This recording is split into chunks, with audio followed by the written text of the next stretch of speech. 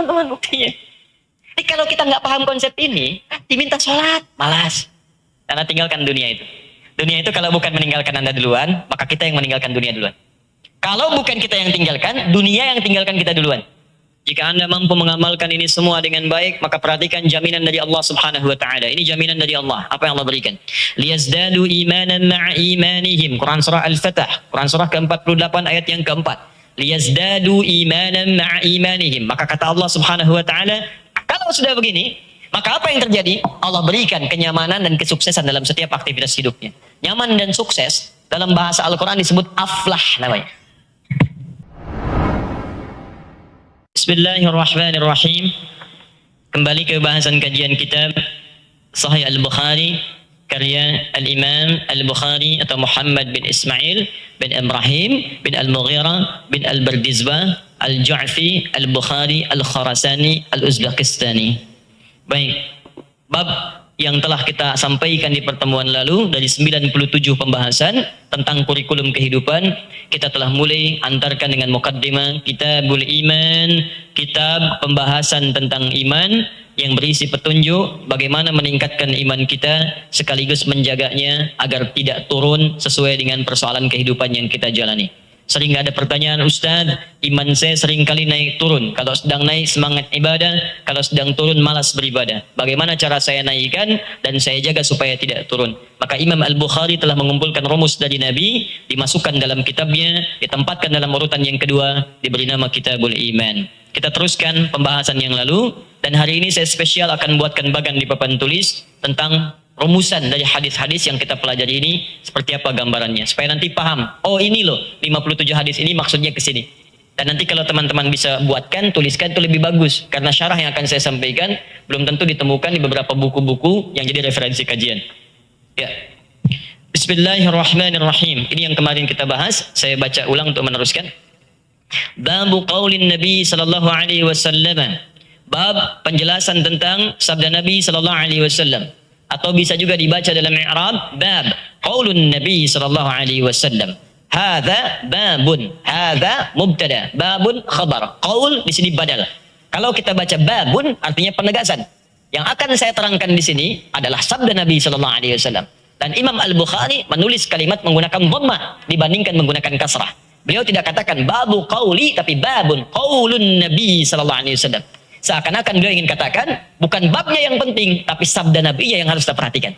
Maka di sini saya akan jelaskan tentang sabda Nabi sallallahu alaihi wasallam, "Buniyal Islamu ala khamsin", yaitu tentang pokok-pokok keislaman yang ada 5 pokok. Yang ini telah kita bahas di pertemuan-pertemuan yang sebelumnya.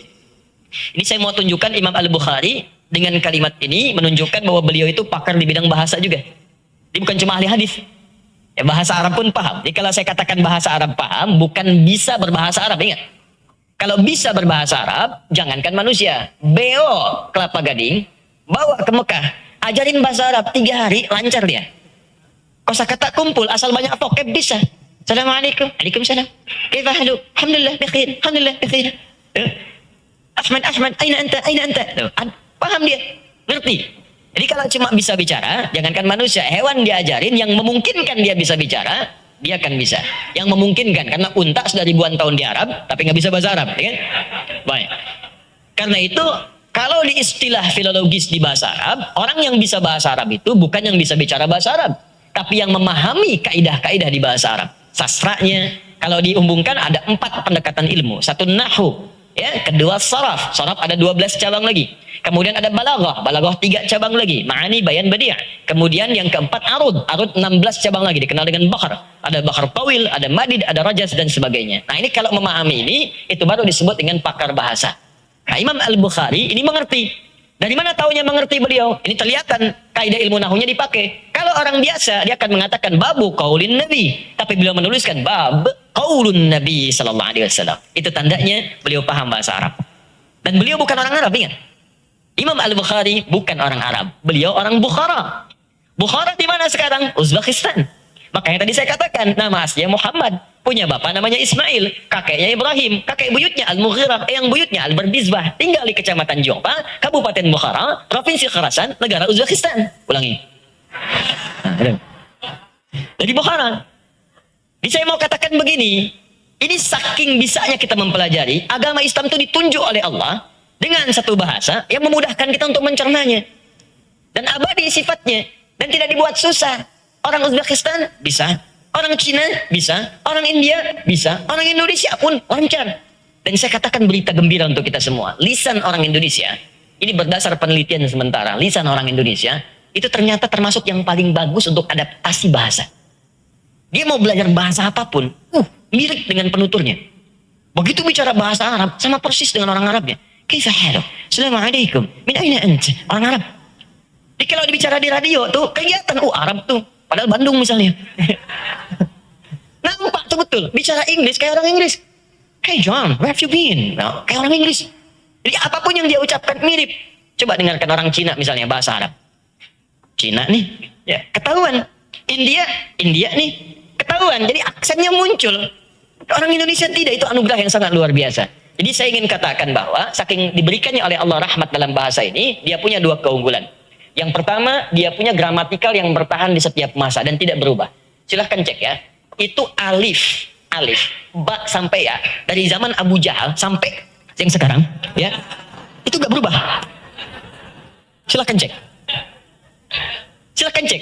Zaman jahiliyah sampai sekarang, itu alif sampai ya gak berubah. Buktinya bacaan Quran gak ada yang pernah berubah. Anda pernah dengar nggak? Misalnya ada Quran edisi revisi, ada? Tidak ada. Alif lam mim dari dulu sampai sekarang alif lam mim. Al-Baqarah. Alif lam mim tulisannya sama dengan alam nasrah, tapi bacaannya bisa beda. Alif lam mim alam lain. Dulu nggak ada harakat, tapi nggak ada perubahan. Coba lihat bahasa-bahasa lain. Ada penyesuaian, ejaan yang disempurnakan. U lama, oe, u baru, u. Ye lama, j. Ye baru, ye. Ada penyesuaian. Ini ingin saya sampaikan bahwa ayo kita jangan merasa kecil bahwa kita itu kalaupun diberikan sholat dengan bahasa Arab, Al-Quran diturunkan bahasa Arab, apa hikmahnya? Supaya mukjizatnya bertahan di setiap masa. Dan tidak ada kekurangan kemudian untuk menggali keistimewaan-keistimewaan. Bismillahirrahmanirrahim. Wa huwa qaulun wa fi'lun wa yazidu wa yanqusu. Iman itu tidak cukup sekedar dikatakan. Awas, qaulun, wa-nya ma'iyah, harfu ataf. Diikutkan kepada huruf sebelumnya. Jadi kalau ada wawu merangkai dengan kalimat sebelumnya, maka kalimat sebelumnya tidak bisa berdiri sendiri. Mindilun masundukun. Ini adalah tisu dan kotaknya, maka tisu nggak bisa dipisahkan dari kotaknya. Bersama dia. Wawunya ma'iyah, bersama-sama, nempel. Makanya antara tisu dengan kotak nempel tuh. Nggak bisa keluar. Nggak bisa dipisahkan. Maksudnya menyatu di sini. Ya, ini kalimatnya menggunakan wawu ma'iyah. Wawu, ini cuma satu huruf Bapak Ibu, tapi dalam. Makanya mohon izin ngaji dengan saya, tolong bersabar. Kalau ada huruf yang penting saya bahas, walaupun sampai 3 pertemuan. Ya, nanti ada kitab bagus kalau mau ditulis, namanya Mughnil Labib an Kutubil A'arib. Mughnil Labib an Kutubil A'arib, karya Ibnu Hisham Al-Ansari, 3 jilid. Itu menerangkan makna dari setiap huruf-huruf bahasa Arab, yang huruf makna. Alif ada sekian huruf, ba ada sekian makna. Ba ada 14 makna. Alif sampai dengan ke 10 makna. 10 maknanya dijelaskan pada kita semua. Ini wawu diantaranya ada huruf ataf. Ya, wawu huruf yang mengikutkan hukum pada sebelumnya. Al-imanu, kalau kita paham maknanya, kita terjemahkan. Al-imanu, iman itu. Wahuwa, yang dimaksud dengan iman qaulun, bukan sekedar perkataan. Wa fi'lun, tapi harus dibuktikan dalam bentuk perbuatan. Jadi kalau Anda mengatakan asyhadu an la ilaha illallah wa asyhadu anna Muhammad Rasulullah, Anda beriman kepada Allah Subhanahu wa taala. Dikatakan qaulun dengan perkataan. Nah, tidak cukup dengan perkataan, buktinya iman itu apa?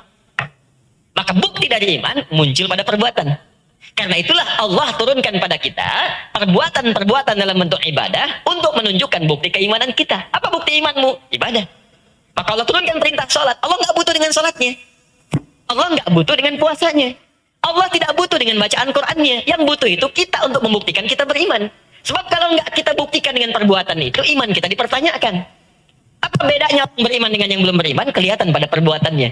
Karena itu setiap kalimat iman dalam Al-Quran, sering saya katakan, akan bersanding dengan perbuatan. Perbuatan dalam bahasa amal namanya. Kalau amal itu perbuatan diisi oleh iman, maka otomatis akan baik. Baik itu dalam bahasa Arab yang disukai oleh Allah, salih namanya. Maka muncul istilah amal salih. Bismillah. Saya tuliskan sebentar ya. Saya bikin petanya di sini. al-iman. Makna iman sudah saya terangkan di pertemuan yang lalu. Iman dari kata aman itu sudah selesai. Teman-teman bisa rujuk kembali tayangan yang telah lalu. Ya. Satu, saya turunkan tabelnya pelan-pelan. Saya bikin supaya mudah untuk dipahami. Pertama, dasar iman itu qaul, perkataan.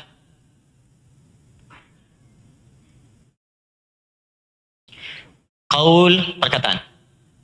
Wujudnya bentuknya syahadat.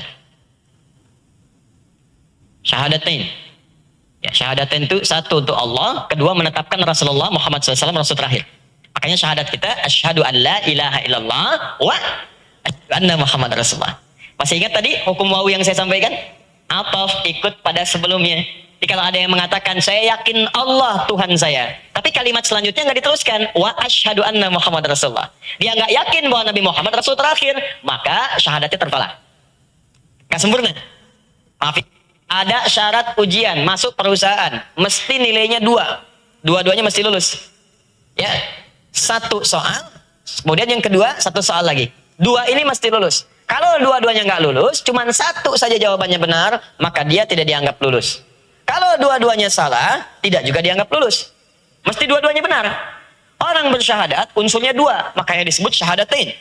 1, menetapkan Allah sebagai Tuhan yang layak disembah, dan dipertuhankan tidak ada Tuhan yang lain. Yang kedua, cara beribadah menyembah kepada Allah ini membuktikan Allah adalah Tuhan, maka mengikuti tuntunan Nabi Muhammad SAW sebagai Rasul terakhir. Paham? Jika ada orang mengakui Allah sebagai Tuhannya, tapi bukan Nabi Muhammad sebagai Rasulnya, maka syahadatnya tertolak. Jelas? Saya mengakui Allah sebagai Tuhan, tapi nabinya Asep, berasal dari Sukabumi misalnya, nah bukan. Tidak. Awas hati-hati, karena di Jawa Barat sekarang tiap bulan muncul nabi baru. Betul, saya tidak bercanda. Saya diskusi dengan MUI Jawa Barat, muncul nabi baru hampir tiap bulan. Awas hati-hati ya. Ini, termasuk mohon maaf, saya Tuhannya sama-sama Allah. Saya mengakui Nabi Muhammad adalah Rasul, tapi bukan yang terakhir. Yang terakhir namanya Ahmad misalnya. Hah? Jelas ya? Atau yang terakhir namanya Fulan. Tidak. Sepanjang ada kalimat demikian, maka syahadatnya muncul persoalan di sini. Jelas? Oh, saya tidak mengakui semuanya. Maka jelas, itu bukan muslim. Dia tidak beriman. Saya mengakui Allah adalah Tuhan yang terakhir. Terakhir. Tuhan yang awal. Awal dan akhir. Tidak ada Tuhan selain Allah. Benar. Awal, akhir. Selesai. Tidak ada Tuhan selain Allah. Dan saya mengakui Nabi Muhammad adalah utusan Allah. Rasul yang terakhir. Benar. Sampai sini. Tapi saya pun mengakui bahwa ada orang maksum selain Nabi di akhir zaman. Tetap. Karena sifat maksum itu hanya melekat kepada Nabi. Jadi kalau Anda mengatakan ada manusia maksum, ini Anda mengatakan ada Nabi baru selain Nabi Muhammad SAW. Jelas? Ini harus paham ya. Ini kaidah dasar. Ulang. Iman bentuknya qaul, perkataan. Wujudnya syahadatin. Saking pentingnya kita mengecek keimanan kita, maka setiap hari Allah munculkan kalimat syahadat dalam hidup kita. Paling minimal kita ucapkan 5 kali dalam sehari. Bukankah dalam sholat kita bersyahadat? Syahadu an la ilaha illallah, syahadu anna Muhammad Rasulullah, subuh, zuhur ucapkan lagi, asar ucapkan lagi, maghrib ucapkan lagi, isya ucapkan lagi. Nah, yang belum tahu itu diperdengarkan 5 kali juga dalam sehari, supaya dia tidak punya alasan di kemudian hari ketika Allah tanya, saya nggak tahu cara syahadat ya Allah, saya nggak paham Allah, saya dengarkan kepada kamu 5 kali dalam sehari, setiap hari. Saya kasih usia kamu sampai 70 tahun, dikalikan 5 aja dalam sehari. 365 kali 5 kali 70 tahun. Berapa kali saya perdengarkan? Kalau sekali saya perdengarkan kalau belum paham, wajar. 2 kali, wajar. 365 kali dalam setahun, kalikan 70 kali. Berapa? Saya hitung dulu ya Allah. Oh, usah dihitung. Oh. Bentuknya azan. Allahu Akbar, Allahu Akbar. Kenalkan Allah. Bukankah setelah itu syahadat? Asyhadu an la ilaha illallah. Bukankah setelah itu yang kedua? Asyhadu anna Muhammadar Rasulullah. Jelas ya? Kalau sudah bersyahadat, berarti dia punya kunci iman yang bisa mengantarkan kepada surganya. Tapi ingat, surga itu punya pintu. Ada pintunya. Jadi kalau Anda punya kunci, tapi nggak ada pintunya, buat buka apa itu? Pintu nggak ada, kunci ada, yang mau buka apa? Saya mau ke surga nih, pintu yang mana? Sini nggak cocok, situ nggak cocok. Emang ente mau buka yang mana? Nggak tahu, yang ada kuncinya aja. Karena itu ketika ingin menginginkan surga, mesti ada pintunya. Mesti ada pembuktiannya. Maka diteruskan kata Nabi sallallahu alaihi wasallam, dikutip oleh Imam Al-Bukhari dalam satu kalimat yang ringan, al-imanu qaulun, pertama diikrarkan dengan lisan, yang kedua wasi'lun wa amalun, dan dibuktikan dengan perbuatan. Pintunya perbuatan.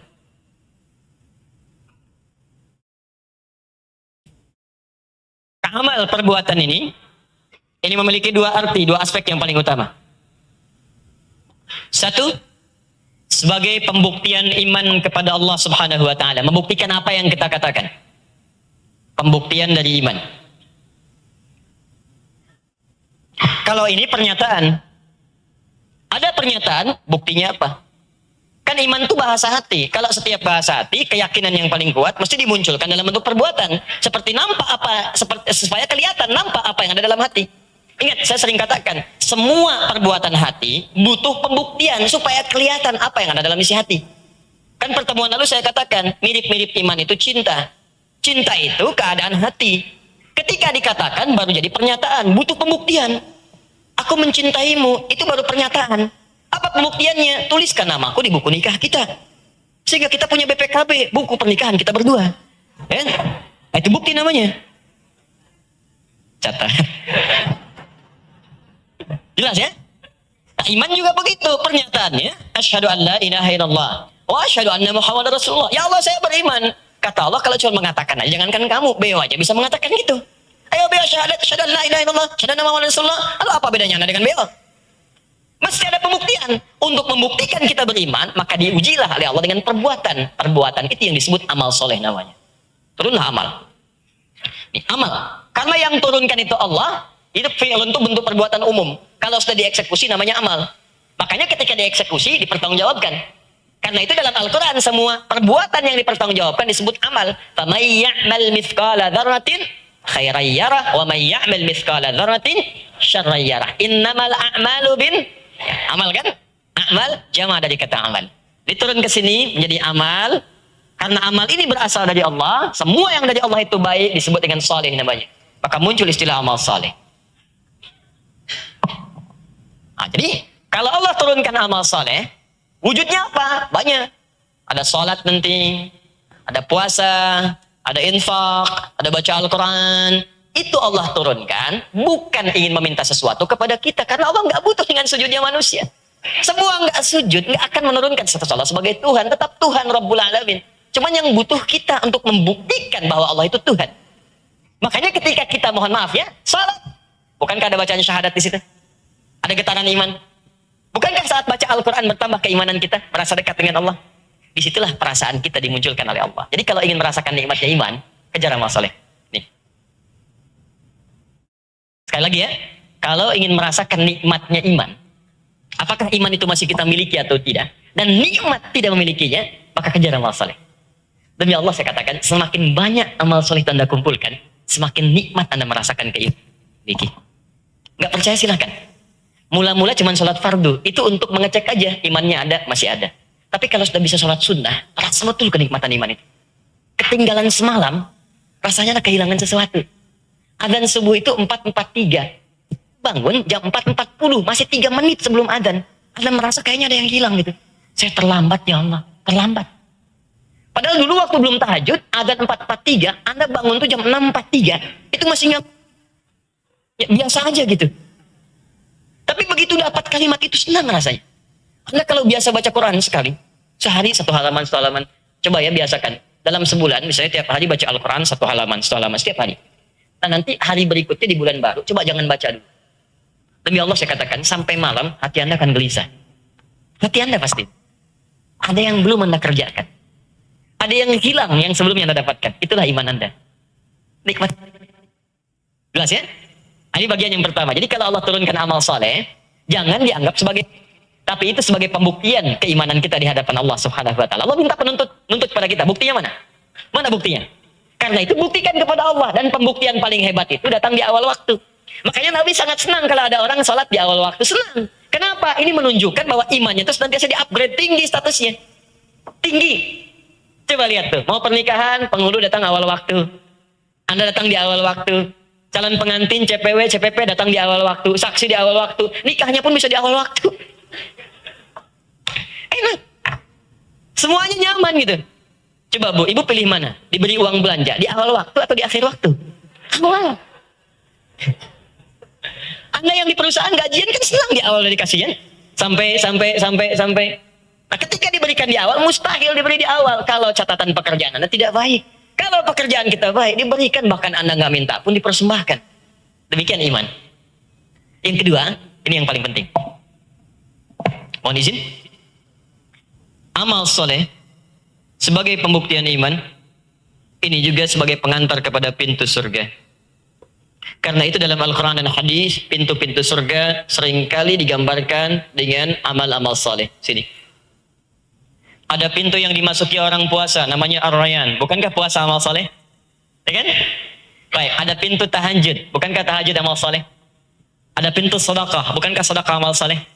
Di pintu-pintu surga seringkali diwujudkan dalam bentuk amal soleh. Karena itu kalimat surga pertama dalam Al-Quran ketika disebutkan dibuka dengan kalimat iman dan amal soleh. Buka Quran surah kedua Al-Baqarah ayat ke-25. Saya mulai pelankan bahasanya di sini. Quran surah kedua ayat ke-25. Paling kanan sebelah atas di pojok. Wa basyiril ladzina amanu wa 'amilus shalihat anna lahum jannatin tajri min tahtihal. Berikan kabar gembira pada orang beriman yang dia bisa membuktikan imannya dengan amal saleh. Maka kami siapkan bagi mereka itu surga-surga yang sangat indah yang mengalir segala keindahan di bawahnya. Pengen apapun kami berikan. Bahkan kami hadirkan hal yang pernah belum mereka dapatkan di dunia dan kepikiran sampai ke surga. Wa utubihi mutasyabiha. Kami berikan persis yang mirip serupa. Keluar dari sini, mau masuk ke Masjid Nurul Bahri, melihat ada orang yang jualan susu murni. Begitu mau dibeli, belum kesampaian karena puasa. Keluar dari masjid, sudah habis. Maghrib, ingat, begitu buka meninggal. Wah, masuk surga. Begitu masuk pertama kali kepikiran susu murni, kelapa gading jauh. Sing. Wa utubihi mutasyabiha. Diberikan yang serupa dan tidak pernah beda. Ya Allah, pedagangnya mana? Cering. Samping.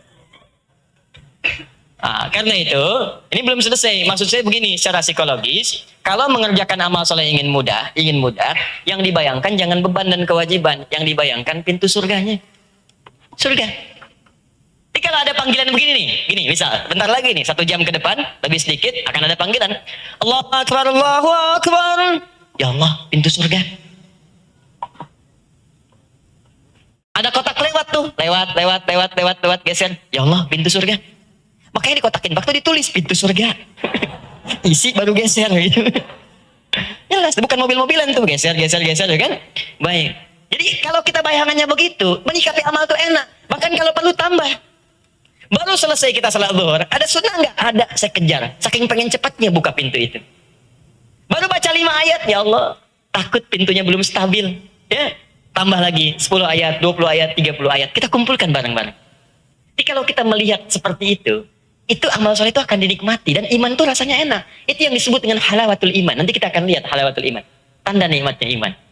Tapi kalau cuma jadi beban dan nggak paham konsep ini, nggak kelihatan. Apalagi yang paling aneh, yakin meninggal tapi nggak punya persiapan. Itu orang aneh itu. Demi Allah saya katakan aneh dan aneh. Ajaibnya pengen masuk surga, ya pengen masuk pintu-pintunya, tapi bekalnya nggak dibawa. Kan aneh.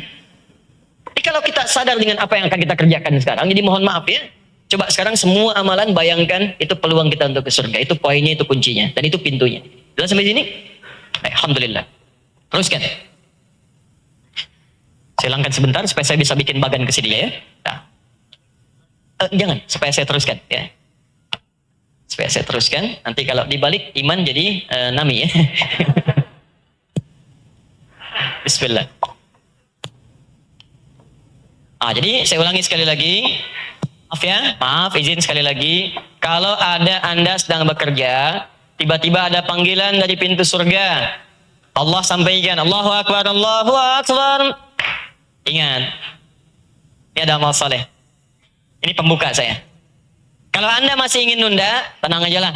Sebentar lagi kan masih panjang. Ingat bagaimana kalau wafat. Anda tinggalkan dunia itu. Dunia itu kalau bukan meninggalkan Anda duluan, maka kita yang meninggalkan dunia duluan. Kalau bukan kita yang tinggalkan, dunia yang tinggalkan kita duluan. Ya, teruskan. Sambungkan. Tapi dalam rangka memaksimalkan iman itu, Membuktikan pernyataan kita iman dengan perbuatan itu, kata Nabi, kadang-kadang tidak stabil. Banyak faktornya. Yazidu wa yantaqis. Teruskan. Wa huwa yazidu wa yantaqis. Tapi dalam pembuktiannya, dalam prakteknya, hampir orang-orang itu tidak stabil dalam menunaikannya. Yazidu, kadang-kadang dia naik, yazid. Wa yanqus atau yantaqis, kadang-kadang dia turun. Ini bahasa Nabi nih. Dirangkum oleh Imam Al-Bukhari. Awas, kalau Nabi yang katakan, sekali lagi, pasti terjadi. Kalau ada hidayat yang sampaikan, bisa ditinggalkan. Tapi kalau Nabi yang sampaikan, pasti terjadi. Saya mau tanya pada Anda, lihat sini. Ini iman. Ingat, kalau naik, amal solehnya kencang. Kalau turun, amal solehnya pasti juga akan menurun. Saya mau tanya pada kita semua, apakah pernah mendapati orang yang kadang imannya naik, rajin ibadahnya? Ada. Apakah pernah mendapati orang yang kadang kelihatan malas ke masjid? Tahajud gak mau bangun. Pernah dapat itu? Bukan cuma iya, mungkin kita. Mungkin kita pelakunya gitu. Ya. Subuh udah naik, kalau naikin ke masjid berjamaah, kenapa zuhurnya jadi sendirian? Itu sederhana loh Pak. Zuhurnya jamaah di masjid lagi. Kenapa kemudian asarnya kita turunkan levelnya? Sudah nggak berjamaah, sholatnya sendirian, nggak di masjid lagi. Coba berapa tuh turunnya? 1 berjamaah, lebih baik daripada sendirian. Yang kedua, jamaahnya di masjid. Zuhur. Naik kepada asar, kita turunkan. Sudah nggak berjamaah, nggak di masjid juga. 2 level turun. Sendirian, nggak ada jamaah, masih di masjid. Bagus, terlambat namanya. Tapi nggak apa-apa, masih di masjid. Berjamaah, nggak di masjid. Turun dikit, nggak di masjid, tapi masih berjamaah. Tapi ada yang menurunkan total. Sudah nggak di masjid, nggak berjamaah, turun total. Yazid wa yanqus. Masih sholat, alhamdulillah. Ada yang nggak berjamaah, nggak di masjid, nggak sendirian, nggak sholat. Dan paling hebat, ngaku beriman. Itu paling dahsyat. Ya, ya betul. Cita-cita surga Firdaus ya. Itu yang paling repot. Yazid kadang naik. Dah, saya bikin bagan. Lihat sini. Yanqus kadang turun. Naik ke atas. Nah, perhatikan pertanyaan. Perhatikan pertanyaan, kata Imam Al-Bukhari, di bab ini saya akan bahas bagaimana cara menyatakan iman yang baik. Apakah sekedar dikatakan di lisan, syahadu an la ilaha illallah, syahadu anna Muhammadar Rasulullah, cuma di lisan. Tapi mohon izin ya, maaf, yang akan dibahas di sini, bagaimana cara mengungkapkan itu di lisan sehingga sampai ke dalam hati. Ada orang yang mengucapkan di lisan tapi nggak sampai ke hatinya. Apa bedanya Ustaz? Kalau iman diucapkan dari lisan sampai ke hati, maka hati akan mendorong seluruh perangkat tubuh untuk beramal soleh. Maka akan merambat. Misal, kita ucapkan iman sampai ke hati. Hati perintahkan ke mata, maka mata hanya akan melihat yang baik-baik. Karena itu ayat mata dalam Al-Quran dibuka dengan kalimat iman. Itu laki-laki Quran surah 24 ayat 30, itu perempuan ayat 31. Qul lil mu'minina yaghuddu min absarihim. Katakan pada pria-pria beriman, jaga pandangan. Jadi imannya menjaga pandangan dia dari hal yang buruk. Kalau masih ada iman, akan diarahkan. Ini, lihat yang ini, yang itu jangan. Lihat yang ini nggak boleh. Wa qul lil mu'minati yaghuddna min absarihinna. Katakan pada perempuan yang merasa punya iman, ini yang dilihat, ini nggak boleh. Lisan, coba dibuka dengan iman juga. Quran surah 49 ayat 11. Ya ayyuhalladzina amanu la yaskhar qaumin qaum. Hai para manusia yang beriman, laki-laki perempuan. Kalau ada iman, maka iman itu akan menjaga lisan dari perbuatan tercela. Jangan saling mencela. Makanya kalau ada orang beriman sedang mencela, pasti ada problem dalam imannya. Ya ayyuhalladzina amanu la yaghtab ba'dukum ba'dha. Hai orang-orang beriman, jangan gosip. Makanya kalau ada orang beriman masih gosip atau bahkan bikin acara gosip, itu artinya imannya bermasalah. Ada persoalan. Paham ya? Baik, naikkan di sini. Naikkan sini, fokus. Jadi ketika kita ungkapkan kalimat ini, bagaimana caranya sampai ke dalam hati? Ustaz, apa pentingnya ini? Turun ayat Quran surah ke-49. Ayat ke-14. Karena ada di zaman Nabi, orang yang mengucapkan kalimat syahadat, kalimat iman di lisannya, cuma nggak sampai ke hati. Karena nggak sampai ke hati, maka hatinya tidak bisa membimbing tubuhnya untuk beramal soleh. Dari ujung kepala sampai ke kaki.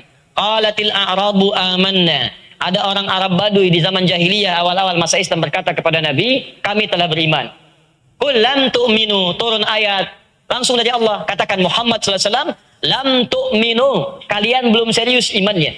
Walakin qulu aslamna walamma yadkhulul imanu fi qulubikum. Tapi cukup katakan kami baru masuk Islam. Baru syarat masuk Islam itu syahadat. Cuman imannya nggak nyampe ke dalam hati. Jadi kalau ada orang sekarang mengaku beriman, Islamnya ada di KTP, tertulis KTP-nya Islam, tapi sholat tidak mau, puasa tidak berkenan, dengan suara adzan marah-marah, itu mohon maaf, Anda telat. Orang jahiliyah sudah duluan. Makanya turun ayat ini untuk mengingatkan. Jangan sampai terjadi lagi di masa depan. Bagaimana cara memperbaiki itu? Maka dirumuskan oleh Imam Al-Bukhari. Ini caranya. Nanti di dalam bab ini akan ada pembahasan bagaimana mengucapkan syahadat langsung ada getaran ke dalam jiwa. Kan saya kasih bocoran ya. Ini rahasia ya di antara kita nih. Sahabat Abu Bakar itu, kalau Nabi nggak usah dibahas karena levelnya terlampau tinggi. Saya ingin contohkan sesuatu yang kita tidak bisa mengelak gitu. Ya, alhamdulillah. Sahabat Abu Bakar itu saking tingginya imannya, baru takbir saja, takbir sudah bergetar tangan. Saya sering sampaikan kisah ini. Saking pahamnya dengan kalimat itu. Sahabat yang muda Ali bin Abi Thalib radhiyallahu taala anhu karramallahu wajhah, itu baru dengar suara adzan sudah gemetar tangannya. Ketika ditanya kenapa Anda sampai begitu? Apa jawab sahabat Abu Bakar, jawab sahabat Ali radhiyallahu taala anhu? Kata Abu Bakar, perhatikan kalimatnya. Saya khawatir ketika lisan mengucapkan Allahu Akbar, tapi hati ini pernah merasa besar dalam kehidupan. Jadi nggak sama antara lisan dengan hati. Lisannya Allahu Akbar, tapi mohon maaf, perasaan mengatakan saya ini merasa besar dibanding yang lain. Lebih unggul dibanding teman-teman yang lain. Lebih hebat dibandingkan kawan di kantor. Lebih luar biasa dibanding pasangan. Lebih dahsyat, lebih punya segalanya dibanding yang lain. Takut lisan mengucapkan Allahu Akbar, hatinya lain. Coba Anda bayangkan. Ali bin Abi Thalib ketika mendengar kalimat itu, kata Ali apa jawabannya? Saya khawatir diturunkan satu kalimat ini, yang kalau gunung mendengarnya, saking tak kuatnya, takut kalau salah menerimanya, hancur dia itu. Hancur dengan mendengar itu. Saya yang zalim ini masih sanggup menerima dan berketetapan kepada Allah untuk beramal soleh. Nanti kita akan bahas ini. 2, bagaimana beramal yang benar, yang bisa membuktikan benarnya iman. Karena ada orang yang lisannya semangat beriman, ibadahnya juga semangat, cuman sayang cara ibadahnya salah. Karena ibadahnya keliru, ini menunjukkan pula imannya belum sempurna. Ya, saya ambil contoh begini misalnya. Perkataannya kuat, saya muslim, saya bersyahadat, besok sholat siap. Subuh datang dari jam 3, udah siap-siap nunggu. Tapi begitu sholat 3 rakaat. Misalnya, nah ini juga nanti kita perbaiki. Termasuk amal apa saja yang kelihatannya soleh tapi bisa merusak iman. Haji, amal soleh. Tapi ada perbuatan haji yang disebut oleh Al-Quran langsung bisa menggugurkan keadaan hajinya. Infak, amal soleh, betul. Tapi ada perbuatan saat infak yang bisa menggugurkan pahala infaknya. Ada. Awas hati-hati. Sholat, amal soleh. Tapi ada perbuatan yang menyertai sholat bisa menggugurkan bahkan mencelakai orang sholatnya. Ada.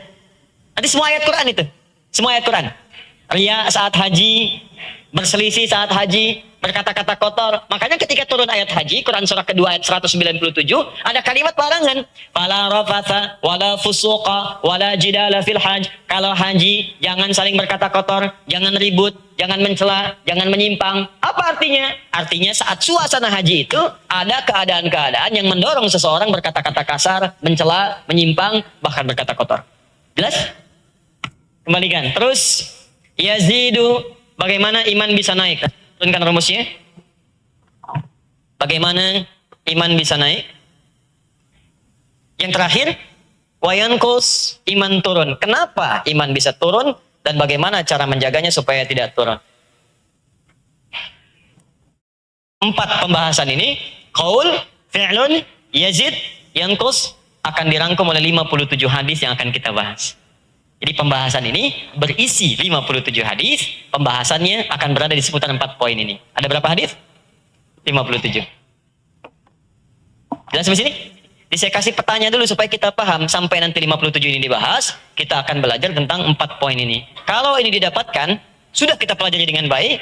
Kemudian setiap belajar 1 poin, kita amalkan. 1 poin, kita amalkan. Apa yang dapat kita hasilkan dari itu semua? Apa yang Allah berikan pada kita? Jangan tunggu sampai 57. Belum tentu selesai. Ya, belum tentu selesai. Ini akhir tahun ini aja belum tentu selesai ini semua. Kita ketemu cuma sebulan sekali. Yang dibahas setiap sebulan 1 hadis, itu pun kadang belum tuntas. Baru judul. Kan udah selesai. Tadi bahas apa? Hadis Al-Bukhari. Pembahasannya apa? Muqaddimah. Ya, belum selesai. Nah, tapi poinnya adalah amalkan dulu. Ketika ini diamalkan, kita akan dapat sesuatu. Makanya teruskan. Kalimat Imam Al-Bukhari-nya saya bacakan. Bismillah.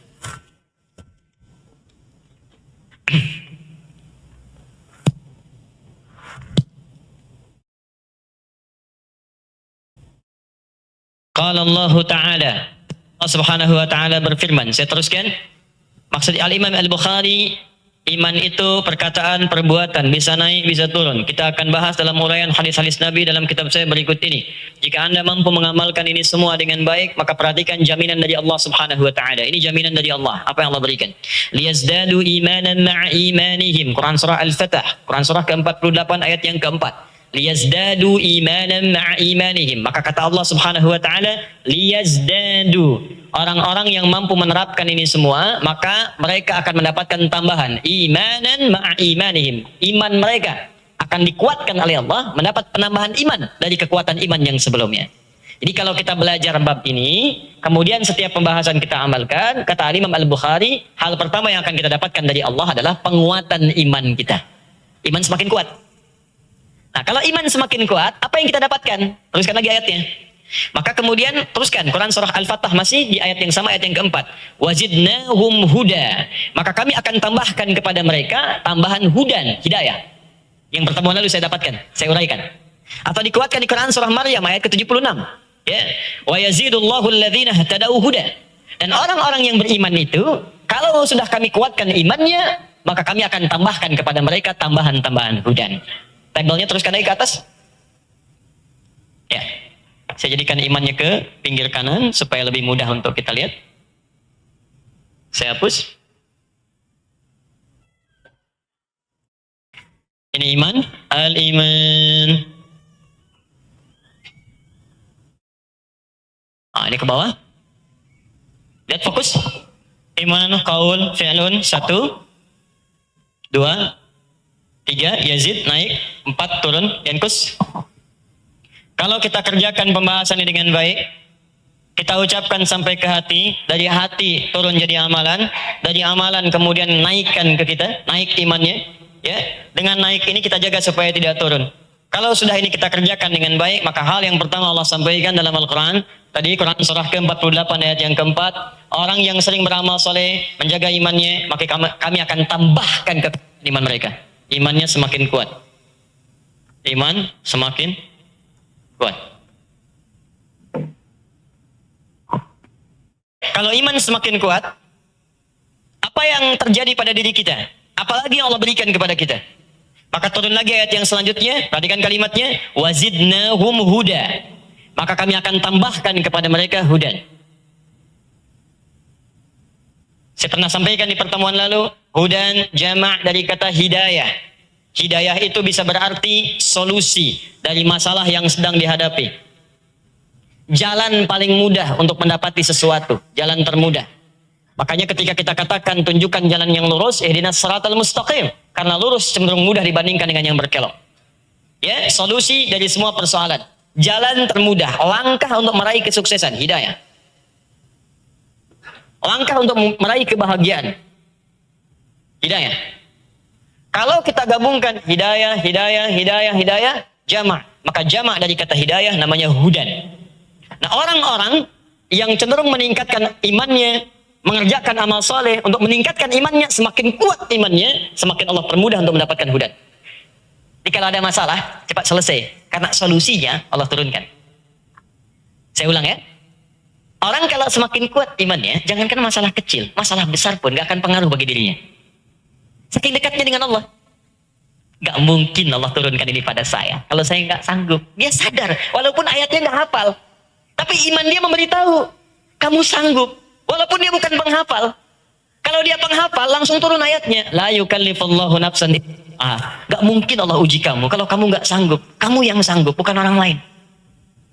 Semakin kuat, semakin tinggi lagi, langsung turun lagi, pasti akan selesai. Semua masalah pasti akan tuntas. Kalau dia penghafal, ayatnya muncul. Inna ma'al usri yusra. Setiap ada kesulitan, pasti ada kemudahan. Kalau bahasa psikologinya, pasti selesai nih. Pasti selesai, gak ada masalah yang gak selesai. Muncul. Itulah sebabnya kita diminta sholat, teman-teman. Itu sebabnya diminta baca Al-Quran. Makanya korelasi amal soleh itu dengan solusi itu tinggi sekali. Tinggi. Minimal kalaupun belum ada solusi, ketenangan itu tiba. Coba deh kalau nggak percaya, Bu, sering saya katakan, kalau ibu punya masalah, alih bikin status yang tidak jelas, mendingan baca Quran. Baca Quran itu jelas. Jelas tenangnya. Wudu, buka mushaf, menghadap kiblat. Itu baru dibuka, hati itu tentram, dibacakan, mengalir. Kalau sudah mengalir, sebagian beban itu sudah keluar. Dan curhatnya kepada Tuhan, kepada Allah gitu. Innama ashkubathni wa huzni. Allah. Kata Nabi Yakub alaihissalam, curhat terbaik itu sama Allah. Kalau saya ada masalah, Allah teman saya yang terbaik untuk mengadukan persoalan saya. Adi curhat di media sosial yang akan nyambung. Kamu tidak seperti aku duga, tulis. Tungguin jawaban. Aduh, kasihan saya nulis subuh nunggu apa maghrib belum ada komen. lihat lagi. Aminkan. Aduh, hidupnya penuh dengan kegelisahan. Ya, satu komennya nanya lagi. Udah punya persoalan ditanya, kan butuh jawaban. Cukup naon. Ya, kenapa teh? Gitu kan muncul. Aduh. Sudahlah capek ya. Baik lagi ke sini. Jadi nggak ada solusi. Ya, makanya orang-orang yang ibadah itu cenderung tenang. Begitu sholat, tenang. Itu kan janji Allah. Quran surah ke-8 ayat kedua. Innamal mu'minuna. Orang-orang beriman itu. Idza dzukirallahu wajilat qulubuhum. Kalau benar imannya disebut nama Allah hatinya. Wa idza tuliyat 'alaihim ayatu. Kalau dibacakan ayat-ayat Allah kepadanya zadathum imana, menambah imannya. Wa 'ala rabbihim yatawakkalun. Ketika imannya semakin kuat, maka tawakalnya kepada Allah tinggi. Dan bukti dari tawakal itu adalah menerima setiap ketetapan Allah. Nah. Oh, kalau sudah begitu tuh enak aja. Kehilangan sendal, cari dulu, gak ketemu ya mungkin sudah tiba saatnya. Amanah ini di orang lain. Pulang aja. Ibu, kok pulang gak pakai alas kaki? Gak apa-apa. Allah berkehendak demikian. Sudah gak apa-apa, tunggu dulu Bu, ganti sendal saya. Padahal kesini pakai sendal jepit, pulang-pulang pakai sendal lebih bagus lagi. Permen macam-macam ganti. Ayo. Ya. Ada ibu, bapak, kemana sendalnya? Gak apa-apa, Allah sudah menetapkan demikian. Jangan pakai sepatu saya aja. Oh, pakai sepatu pentopel pulang. Padahal dia ke masjid, gak pakai sendal. Tawakal tinggi luar biasa. Ya, tapi enak, tapi gak jadi beban. Biasanya kalau sudah sesuatu hilang, Allah ganti dengan yang halal lebih baik lagi. Ya, saya punya keponakan masuk pesantren, ini kisah nyata. Datang ke pesantren, hari pertama udah dapat pembekalan, dia tauhid, udah bagus kan. Hari kedua, sendal hilang. Sendal jepit padahal. Begitu hilang, cari nggak ketemu. Hari selanjutnya dia beli lagi. Masya Allah. Teman-teman tahu, dia gembok sendalnya. Jadi nyata, digembok. Apa yang terjadi? Hilang dengan gemboknya. Ini nyata, benar. Dia beli sendal lagi. Dia tuliskan, bertakwalah kepada Allah. Ini anak SD lulus, tak masuk pesantren, belum paham. Dia tulis sendal, bertakwa kepada Allah. Awet sendal. Awet. Dia kan sering tuh kamar mandi apa, kan kena air kan? Hilang. Begitu hilang tulisan, hilang sendal. Dia akhirnya nggak beli lagi, sudah tawakal kepada Allah. Masuk, begitu masuk masjid keluar, tiga-tiganya sendal yang hilang itu ketemu lagi. Plus dengan pelakunya, siapa yang pakai? Tapi setelah itu tenang gitu, tentram, tahu, nyaman. Jadi kadang-kadang, maaf ya, musibah itu ketika datang, tidak selalu harus merepotkan. Mungkin untuk meningkatkan iman kita. Supaya bertambah amal soleh kita. Kadang harus dipaksa, supaya iman semakin kuat. Kadang orang itu kalau sedang syukur, maaf ya, banyak misalnya kenikmatannya, dia itu nggak sadar dengan mendekat kepada Allah. Saking banyaknya nikmat, lupa dengan tahajud, lupa dengan sholat, lupa dengan puasa, lupa dengan Al-Quran. Karena itu dalam beberapa kasus, kadang sering harus dipaksa. Supaya iman meningkat semakin kuat, diberikanlah musibah. Bukankah saat ada musibah rajin kemudian tahajudnya? Ya? Gaji macet, belum gajian, kan?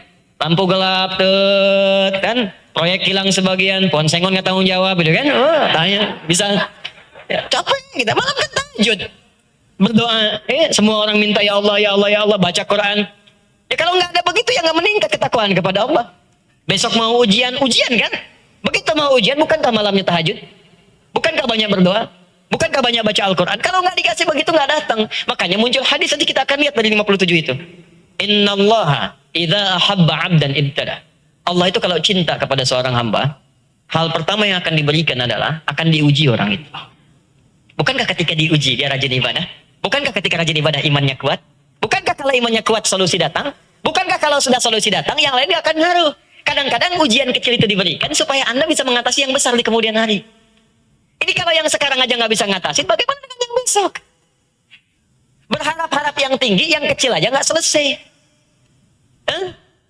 Berharap-harap dapat yang besar, yang kecil aja nggak bisa mengatasi. Bagaimana kita bisa mendapati itu? Oke, jangan takut teman-teman sekalian. Mohon izin ya, mohon izin sekali lagi. Kalau Allah minta kita salat, kerjakan. Kalau ada sunnah, buru itu. Al-Quran, ambil itu. Baca, hafalkan segalanya. Nanti kalau sudah ada di puncaknya, Anda akan dapatkan kenikmatan, kemudahan hidup yang Allah berikan ini. Ini poinnya. Dan kadang-kadang gini, dalam beberapa amalan tertentu, kadang belum hadir hudannya, tapi hati kita itu sudah nyaman. Contoh, saking nyaman itu air mata itu sering mengalir gitu. Saya ambil contoh Al-Quran. Cobalah menghafal Quran. Atau anak atau cucu, titipkan dia pada seorang penghafal Quran untuk belajar. Nanti lihatlah momentum itu. Nanti malam kami akan wisuda peserta karantina yang trainers. Ada 4 orang. Ini sudah hari ke-7. Hari ke-7 itu saya lihat tadi sebelum saya kesini laporannya ada yang sudah 10 juz, 11 juz, 12 juz. Kita targetnya 30 hari 30 juz. Ada yang 7 hari sudah 12 juz, sudah 10 juz, sudah sekian. Ada yang di bawah itu. Yang mau saya katakan begini. Anda ketika menghafal Quran ya. Alif Lam Mim, Al-Baqarah sampai Ali Imran, awalnya terasa berat. Persis seperti ujian. Tapi begitu selesai dan Anda mengucapkan surah An-Nas yang sebelum menghafal bahkan sudah Anda hafalkan, itu lisan Anda akan bergetar. Air mata akan mengalir. Begitu kalimat terakhir minal jinnati wan nas selesai dan Anda hatam hafalan Quran, demi Allah saya katakan, air mata tidak akan terbendung, Anda akan jatuh sujud. Padahal mungkin masalah itu ada dalam hidup, tapi nggak akan terasa. Saking nikmatnya. Atau bukan Anda yang hafal, tiba-tiba anak Anda telepon dari pesantren. Anda sedang masak, sedang di ruang tengah, Anda sedang di kantor bahkan. Lalu anak Anda yang kecil nelpon, yang bungsu mengatakan, ayah sedang apa? Ayah sedang rapat nak, ini sebentar ya, jangan sebentar ayah, mau cuma kasih kabar aja. Apa nak? Ayah, alhamdulillah, aku sudah hatam 30 juz. Saya katakan pada Anda akan nyesel rapat Anda akan kejar anak itu sampai ke pesantren. Atau minimal Anda sujud saat itu. Dan Anda sudah lupa dengan semua persoalan di kantor. Yang ada itu, anak saya penghafal, anak saya penghafal. Sudah, setelah itu bukan pulang ke rumah Anda akan janjian dengan istri Anda jemput anak-anak ke pesantren. Anda peluk, Anda cium, dan selebihnya, Allahu Akbar. Anda lupa dengan semua masalah. Itulah iman. Dan itu nggak ada, coba. Di kepercayaan lain, agama lain, nggak ada yang seperti itu. Kalau bukan mu'jizat, kalau bukan firman Allah, mustahil. Dan sekarang sedang berlomba. Kalau Bapak Ibu nggak kerjakan sekarang, Anda ketinggalan. Itu banyak sekarang penghafal Quran, anak kecil. Nanti mungkin saya bulan depan lah, kalau saya ada waktu dan kesempatan, saya bawa anak kecil 7 tahun, hafal Quran dengan nomor, dengan ayat, dengan posisi. Anda tanya, dia keluar Quran. Apa ya? Ada sesuatu yang kadang nggak harus pakai uang gitu. Dan itu indah, itu menghilangkan masalah. Jadi masalah itu lupa, tenang. Ya, mirip orang ketika di depan Ka'bah, masalahnya semua hilang. Yang ada kenikmatan aja, nikmat. Nah, ini dia. Jadi kalau kita belum bisa mencapai itu, minimal ambil ketenangan dengan ibadah. Ya wudu, sholat, daripada mengeluh untuk apa sih? Buka mushaf, baca. Ngeluhkan dunia itu nggak ada kerjaan. Dan dunia itu nggak akan berhentinya kalau dikeluhkan. Terus tambah beban. Sifat dunia itu begitu, kalau dikeluhkan nambah persoalan. Yang ada mendingan dibawa ke akhirat, dunia akan ikut. Ya. Maaf sekali lagi. Ya, kita kembali ke sini. Nah, kalau sudah Allah berikan ini, maka status orang ini yang iman tadi akan naik statusnya jadi takwa. Takwa. Lihat bagannya. Tadi kan iman kan? Iman kita kuatkan dengan amal saleh. Kita naikkan, jaga supaya nggak turun lewat amal saleh. Maka kalau iman semakin kuat, Allah berikan hudan. Sudah? Baik, kemudian kalau hudannya itu sudah dapat, maka status yang iman ini akan naik jadi takwa nantinya. Puncak segala kebaikan. Orangnya disebut taqi namanya. Taqi. Kalau banyakan disebut muttaqin. Banyakan. Ya, disebut apa? Muttaqin. Saya tuliskan begini, muttaqin. Muttaqin. Sudah? Nah, kalau orang sudah naik ke level muttaqin, saya tutup, maka dia akan dapat jaminan dari Allah Subhanahu wa taala kebahagiaan dunia dan akhirat. Bahagia. Jadi kalau bekerja, apapun level pekerjaannya, mau dia pengusaha, dia pejabat, dia pedagang, pokoknya sukses dan bahagia. Kadang-kadang ukurannya bisa relatif. Bagi sementara orang, direktur itu yang paling hebat. Tapi bagi orang-orang tertentu, level manajer sudah bahagia. Bagi sementara orang, kedudukan paling tinggi itu yang paling tinggi lah dicapai manusia. Bagi orang yang lain, sekarang pun saya sudah nikmat. Malah ngejar ke atas lebih capek lagi. Ada kalangan tertentu ketika Anda tanya, Pak kenapa nggak promosi? Sudahlah, ini aja udah nikmat. Saya khawatir malah ketika naik lagi jadi kufur nikmat saya. Ada yang begitu. Ya, ini. Kalau sudah begini, maka apa yang terjadi? Allah berikan kenyamanan dan kesuksesan dalam setiap aktivitas hidupnya. nyaman dan sukses, dalam bahasa Al-Quran disebut aflah namanya. Aflah. Orangnya disebut muflih. Aflah. Orangnya disebut muflih. Jamaknya disebut muflihun. Muflihun. Saya ulang. Asalnya iman. Orangnya disebut mukmin. Kalau banyak kan disebut mu'minun. Sudah? Semakin kuat dapat hudan. Hudan dapat kualitas iman naik jadi takwa. Orangnya muttaqin. Kalau semakin kuat muttaqin, maka diberikan kebahagiaan puncak tertinggi dan nyaman beraktivitas, disebut aflah. Orangnya disebut muflihun. Sekarang perhatikan keindahan rangkaian ayat Al-Quran. Ketika Anda menjadi mukminun, maka target terbesarnya muflihun. Lihat, di sini iman, orangnya apa tadi? Mukmin. Jamaknya mukminun. Target terbesarnya, puncaknya muflihun. Lihat, mukminun dapat hudan, jadi muttaqin, muttaqun, kemudian targetnya muflihun. Sekarang perhatikan, buka Quran surah ke-23, ayat pertama. Di situ kata aflah disatukan kemudian dengan kata mukminun. Qad aflahal mukminun. Jaminan Allah yang pertama. Mukminun, orang yang punya iman. Aflah, bahagia dan sukses. Maka jaminan Allah yang pertama, orang yang beriman, benar imannya kata Allah, saya akan jamin dia akan meraih, menggenggam kesuksesan dan kebahagiaan dalam hidupnya. Lalu diturunkan di pembuka Quran surah kedua Al-Baqarah. Perhatikan ketika Allah mengatakan alif lam mim, ayat 2-nya apa? Dzalikal kitabul la, isi Quran jangan diragukan kandungannya. Saya akan terangkan, saya akan berikan petunjuk. Perhatikan, setelah itu menyebutkan apa? Hudan, muncul hudan. Lil muttaqin. Saya akan berikan hudan, kata Allah, kepada orang-orang yang takwa.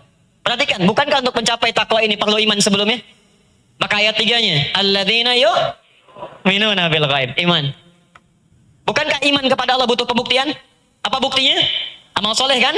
Bukankah amal soleh tadi kita sebutkan, bahas rinciannya? Salat amal soleh, infak amal soleh, baca Quran amal soleh, dan teruskan ayatnya, alladzina yu'minuna bil ghaib wa yuqimunas shalah, amal soleh, wa mimma razaqnahum yunfiqun, walladzina yu'minuna bima Al-Quran wa bil akhirati hum yuqinun.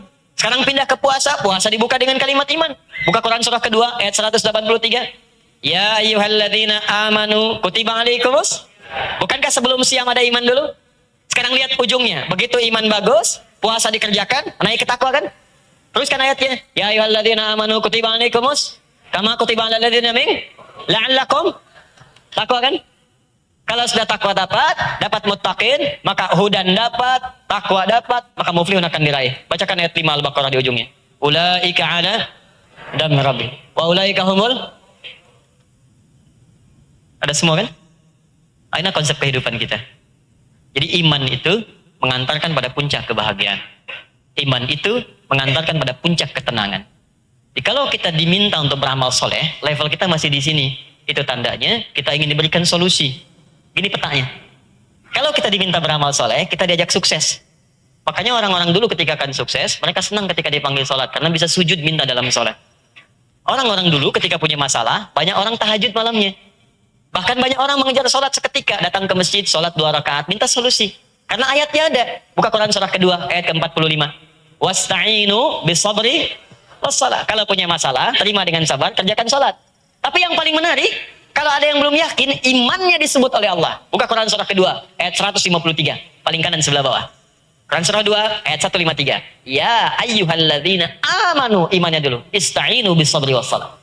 Ya ayyuhalladzina amanu ista'inu bisabri wassalah. Imannya disebutkan, diminta sholat. Jadi ketika kita minta sholat, ya kata Allah sholat, kita sholat kemudian, apa tujuan utamanya? Ista'inu, supaya minta solusi. Nih. Udah. Makanya saat sholat kita katakan, iyyaka na'budu wa iyyaka nasta'in. Dalam duduk di antara dua sujud, duduk di antara dua sujud, bukankah kita mengatakan Rabbighfirli warhamni wajburni warzuqni, minta macam-macam. Warzuqni minta rizki, warfa'ni minta diangkat derajat, wajburni lindungi dari orang iseng, ya, orang-orang mengganggu dan sebagainya. Ini teman-teman buktinya. Jadi kalau kita nggak paham konsep ini, diminta sholat, malas. Adzan, mengeluh. Baru tadi adzan, sekarang udah adzan lagi. Gimana tuh? Susah. Ya kan? Jadi kalau nggak paham ini susah gitu. Tapi kalau kita mengerti ini, bahkan kita bisa mengkreasi diri kita sendiri untuk beraktivitas. bikin usaha yang tidak mengganggu sholat kita. Karena sadar rezeki itu Allah. Sekarang kita berusaha tapi Tuhan Allah yang gimana bisa dapat rezekinya, John? Gimana kita bisa dapatkan?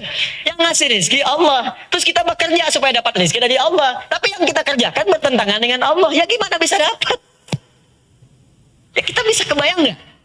Tapi memang saking sayangnya Allah pada hambanya dikasih juga supaya dia sadar untuk balik lagi. Cuman nggak ngerti juga. Allah tuh rahmannya tak terlukiskan gitu. Susah dibayangkan ya. Yang ingkar diberi apalagi yang syukur gitu. Ingkar itu diberi supaya ingat nih saya kasih ya. Supaya kamu sadar. Ini saya beri waktu hidup ya supaya tobat. Kebayang ya? Nah, jadi ini yang konsep yang kita bawakan. Supaya kita bisa mendapatkan pencerahan. Jadi besok-besok. Kalau kita mendapatkan panggilan adzan itu, jangan berkeluh kesah lagi. Karena ini solusi. Tinggal kita respon. Besok-besok, kalau ada panggilan puasa lagi, cepat respon. Karena di sini ada konsep yang kita dapatkan. Tolong catat ini dengan baik. Karena ini sebuah table intisari dari perjalanan kehidupan dan kekuatan iman kita kepada Allah Subhanahu wa Ta'ala. Like and subscribe.